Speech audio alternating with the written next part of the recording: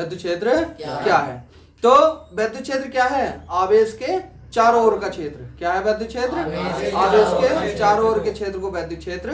अब बात आएगी आवेश की। आवेश क्या है, तो आवेश क्या है, इलेक्ट्रॉनों के स्थानांतरण से आवेश उत्पन्न होता है। यदि किसी चालक पर इलेक्ट्रॉन आ रहे हैं तो उस पर क्या होगा, ऋणावेश होगा, और यदि किसी चालक से इलेक्ट्रॉन जा रहे हैं तो उस पर धनावेश होगा। क्या होगा, धनावेश होगा। तो इलेक्ट्रॉनों के स्थानांतरण से आवेश उत्पन्न होता है।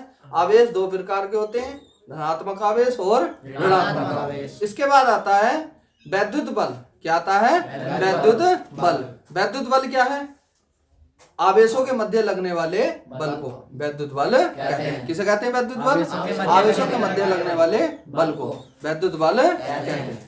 इसे ऐप से प्रदर्शित। अब आवेश कितने प्रकार के होते हैं, दो प्रकार के। तो वैद्युत बल भी कितने प्रकार के होंगे, दो प्रकार के। कौन कौन से, एक आकर्षण बल और एक प्रतिकर्षण बल। आकर्षण बल क्या होता है, ये देखो दो तरीके के आवेश हैं, एक से लक्षण के होते हैं, विपरीत लक्षण के विपरीत, एक प्लस और एक माइनस। तो विपरीत लक्षणों के आवेशों के मध्य लगने वाले बल को आकर्षण बल कहते हैं, और समान प्रकृति के आवेशों के मध्य लगने वाले बल को प्रतिकर्षण बल कहते हैं। इतनी बात आ गई समझ में। अब आता है विद्युत क्षेत्र की तीव्रता। परिभाषा और मात्रक कैसे बनते हैं, फार्मूले से। कैसे बनते हैं, कैसे, काय से प्रदर्शित करेंगे इसे विद्युत क्षेत्र की तीव्रता को, ई से। ई बराबर एफ बटे क्यू, एफ बटे Q0। Q0 लिया हमने परीक्षण आवेश। क्या लिया, परीक्षण आवेश। अब इसकी जो परिभाषा बनेगी वो कैसे बनेगी, फार्मूले से। कैसे बनेगी, फार्मूले से। विद्युत क्षेत्र की तीव्रता, विद्युत क्षेत्र की तीव्रता, तीव्रता को कैसे प्रदर्शित करा हमने, क्योंकि इलेक्ट्रिक एरिया, क्या कहेंगे अंग्रेजी में, इलेक्ट्रिक एरिया। एफ क्या है, फोर्स, इलेक्ट्रिक फोर्स, और क्यू क्या है, आवेश। विद्युत क्षेत्र में किसी आवेश पर लगने वाले बल को विद्युत क्षेत्र की तीव्रता कहते हैं। किसे कहते हैं विद्युत क्षेत्र की तीव्रता, विद्युत क्षेत्र में किसी आवेश पर लगने वाले बल को विद्युत क्षेत्र की तीव्रता कहते हैं। इसे प्रदर्शित करते हैं। अब देखो विद्युत क्षेत्र की तीव्रता कैसी राशि है, सदिश राशि। कैसी राशि है, सदिश राशि। सदिश और अदिश राशियों का झमेला यदि समझ में नहीं आ रहा है तो पीछे वीडियो बनाई है हमने, यह लिंक काय में डिस्क्रिप्शन में दिया गया है, तो आप वहां जाकर भी उसे देख सकते हैं। सदिश और अदिश राशियों की ट्रिक बताई गई है उसमें। तो ये चीज आ गई समझ में।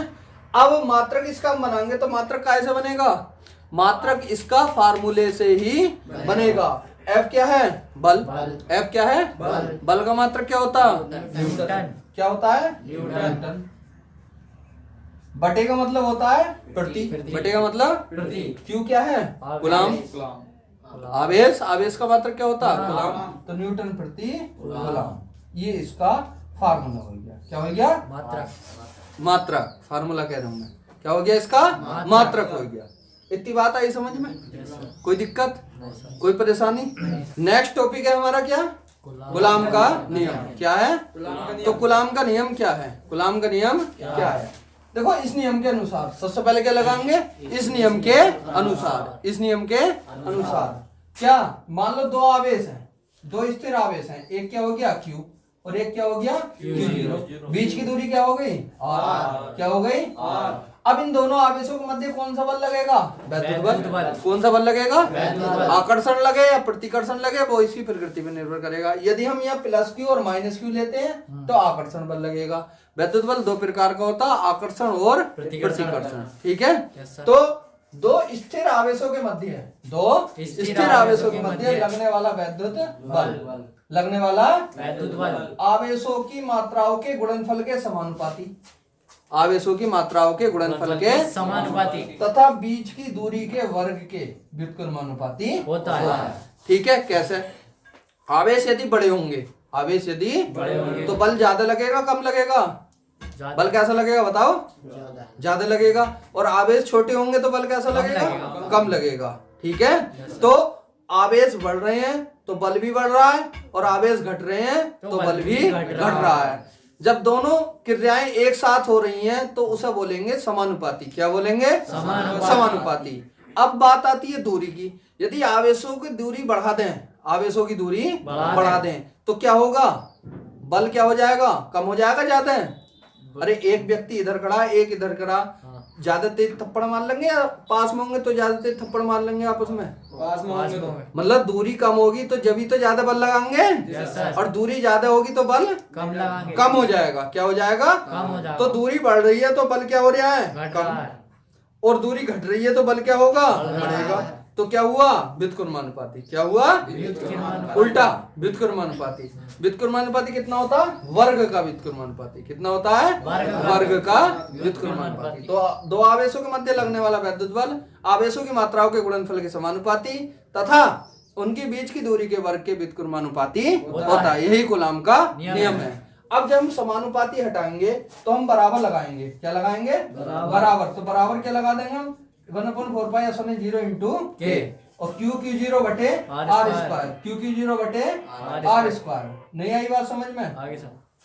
तो 1/4 पाई 1/4 पाई एप्सिलॉन 0 इंटू के क्या है? नियतांक। क्या है ये? 1/4 पाई एप्सिलॉन 0 इंटू के क्या है? नियतांक।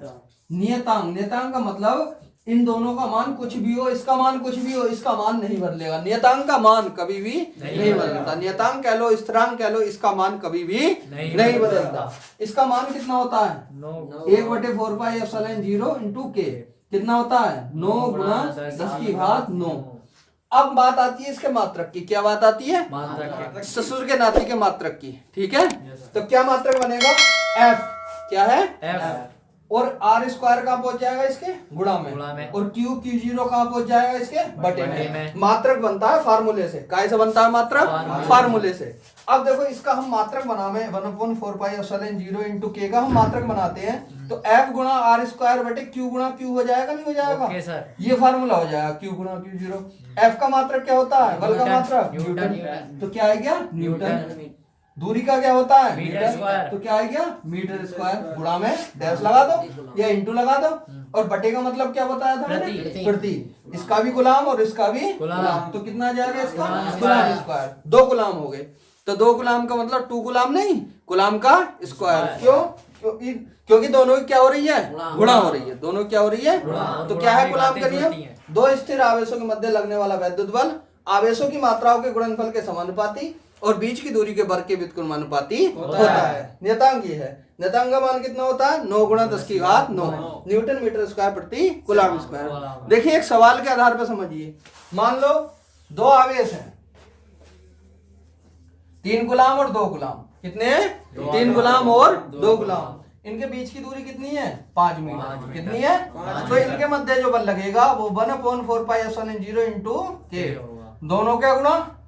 दोनों आवेशों का गुणा, और बटे में दूरी का क्या आ जाएगा? वर्ग आ जाएगा। क्या आ जाएगा? 1/4 पाई एप्सिलॉन 0 इंटू के। 3 दूनी 12, 3 दूनी 6, 3 दूनी 6 बटे 5 दूनी 10, 5 दूनी नहीं 10 नहीं होगा। जिसकी जितनी घात होती है उसकी गुणा उतनी ही बार होती है। F बराबर इतने का मान कितना है? इतने का 9 गुणा 10⁹9। 6 बटे 5 पंजे 25, 9 छक्का बताओ 54, और बटे 25, और गुणा 10⁹9 ऐसी की 25 दूनी 50, 4 बचा 40 हो गया। 25 का ना 25 कितना बचा? 15, 25 छक्का 150। तो F बराबर कितना आएगा? 2.16 गुणा 10⁹9 कूलाम। इस तरीके इसका न्यूमेरिकल होगा। इतनी बात आई समझ में? कूलाम के नियम में कोई दिक्कत? वैद्युत क्षेत्र की परिभाषा में कोई दिक्कत? अगर दिक्कत है तो कमेंट्स बॉक्स में लिखकर हमें जरूर बताएं। एक सवाल आपको करना है और इसका उत्तर बताना है कि इसका बल कितना बैठेगा। ये हमने 2 आवेश ले लिए, एक तो 5 कूलाम और एक 3 कूलाम। बीच की दूरी कितनी है? 2 मीटर। आप हमें बताइए कि कूलाम के नियम के अनुसार इस पर कितना बल लगेगा। F का मान इसका हमें ज्ञात करके कमेंट बॉक्स में जरूर बताना है।